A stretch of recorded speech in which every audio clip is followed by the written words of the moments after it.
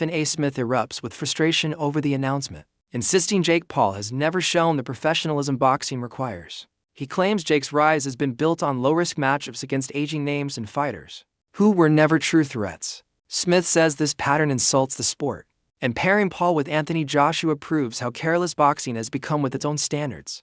He can't continue to get away with stepping into the ring against strikers for the UFC, basketball players, unknown boxers. Simon Jordan voices serious alarm about the Joshua versus Paul fight, saying it exposes the deeper problems damaging modern boxing.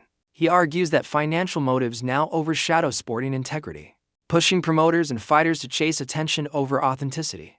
Jordan warns that when boxing turns into entertainment rather than true competition, the respect it earned over decades starts to crumble. He says using a heavyweight superstar like Joshua to elevate someone who hasn't faced elite opposition cheapens the sport and risks sending the wrong message to upcoming fighters. To Jordan, this matchup shows how commercial interests are drowning out real athletic merit. But this, to me, is everything that's wrong with boxing. It's a money play, nothing wrong. I don't begrudge Anthony Joshua getting 50 million quid for an easy night's work. That's fantastic returns. Most people would take it. From the boxing world,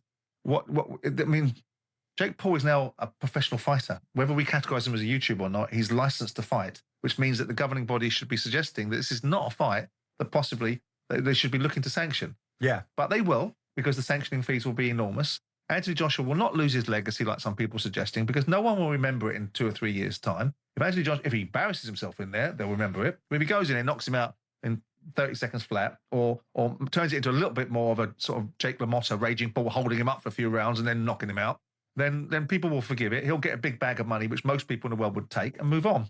And then we'll see if he fights anybody meaningful in the year. I mean, it is like sport has become. And what I got my head around on Saturday night was the entertainment value of Conor Benn and Chris Eubank. The fighting of itself, I could be all pious about it, but the entertainment industry is so prevalent in sport now. This is entertainment. This is going to have hundreds of millions of people watching it. Of course. And Anthony Joshua gets paid, and Jake Paul hopefully gets flattened. Simon, I know the money's there, but does ultimately boxing get damaged? Well, I think so. But I think boxing damages itself left, right, and centre. But I think the reputability and the credibility of some of these boxing sanctioning bodies is poor anyway. But I think it does get damaged. Even if it's an exhibition fight, which it might well be. Well, then what's the jeopardy in that? If it's an exhibition fight, which it shouldn't be, if it's a proper fight, then Jake Paul is going to get demolished. Johnny Nelson calls the fight completely outrageous and genuinely dangerous. He explains that this isn't a fun crossover gimmick, it's a real contest with real consequences. Nelson admires Jake Paul's confidence, but questions whether stepping in with a battle-tested heavyweight champion is even remotely wise. He notes that while Jake has performed well against past opponents, none of them were anywhere close to Joshua's caliber. Nelson says Jake's willingness to take this risk is bold, but also worrying, because one wrong move against a world-level heavyweight can have serious outcomes. Because of Anthony Joshua's desire to be in the history books, to be a 3-time heavyweight champion of the world. To me, it shows me his desire. Pick up 50 million along the way. Nobody can knock him for this. This is now business. This is business. For Jake Paul, absolutely crazy. Jake Paul is a domestic level professional fighter here in the UK. Would he win a British title? No, I don't think so. So now they're putting this domestic level fighter in with a former heavyweight 2-time champion of the world. The weight is 245. So I think last time Anthony Joshua weighed around that, it was when he boxed Usyk. So that means he's got to be fight fit on point, because his last fight was 18 stone. I think it was 254 against Danny Dubois. So now he basically saying you've got to get yourself in position, get yourself fit, and get yourself ready for fight. It's not tiddlywinks. This is a fight. It's not a push and a pull, So as long as it's not a push and a pull, and don't put me down and don't touch me in the build up to this fight. You remember when McGregor and Mayweather, they had this little side deal, don't touch me in the build up to this. If this is a real legitimate fight, Jake Paul is absolutely crazy. If not crazy, he's super brave, and it'll be interesting to see. Well, what do you think? Yeah, because you said that before when we spoke about it being a proper fight or not. And Eddie Hearn and Paul's promoter, Nakisa Bidarian, have both said in the last couple of days it will be a proper fight. And now you've heard the details, 8 rounds, 3 minutes around, 10-ounce gloves. Do you believe it when they say that it's going to be a proper fight? I do believe it because AJ is involved, and I think AJ would struggle to. He's going to take enough flack over this, but again, it's money talk. So I think AJ will struggle because it's an Owen situation. If he goes in there, Jake Paul lasted the distance. What does he tell you about AJ? Apart from he's just earned an extra 50 million quid. If he goes there and struggles with Jake Paul, then what do you say about AJ? No, your heydays are well and truly over. If he goes in there and knocks him out, then I'll say that's to be expected.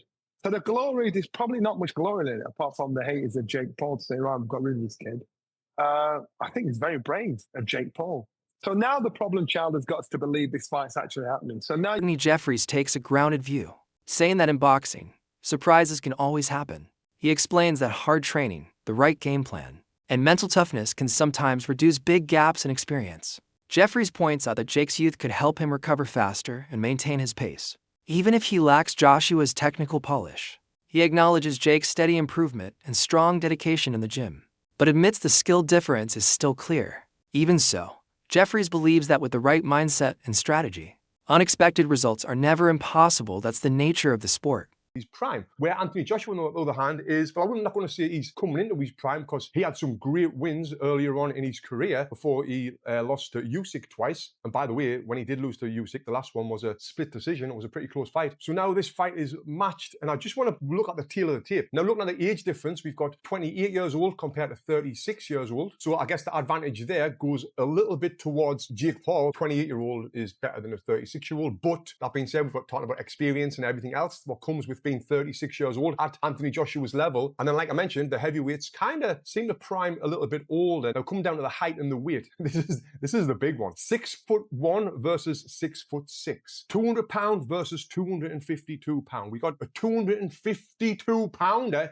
in Anthony Joshua. The reach advantage is a lot, which we would expect. Amateur fights, we can see that Jake's only had one, where AJ's had 43, but 43 of them are included at the highest level, Olympic level. And yes, he won the Olympic bloody gold medal, if I don't need to remind you. Then the pro record, Jake Paul has had 13 fights, lost 1. AJ has had 28 fights and he's lost 4 with 25 KOs. And the one person that Jake Paul lost to was Tommy Fury. Now, can we compare Tommy Fury with Anthony Joshua? Not at all. It's like night and day. So now I'm going to talk about the rules of this fight, and I'll give you my prediction, which is going to shock a lot of people after this. So, what are the rules? The bout will take place at a heavyweight, obviously. It's going to be 8 3-minute rounds. You might think, well, that's better for Jake Paul. Chael Sonnen says Jake Paul's doubters are finally going to see how he performs against a legitimate, top-tier professional fighter. Sonnen believes the showdown will reveal whether Jake's previous wins were genuine proof of ability or the product of careful matchmaking. He describes the fight as a turning point that will bring real clarity to Paul's place in the sport. Facing a world-class heavyweight, Sonnen says, will put Jake under the microscope like never before. The result will separate hype from true skill and reshape how fans view crossover boxing altogether.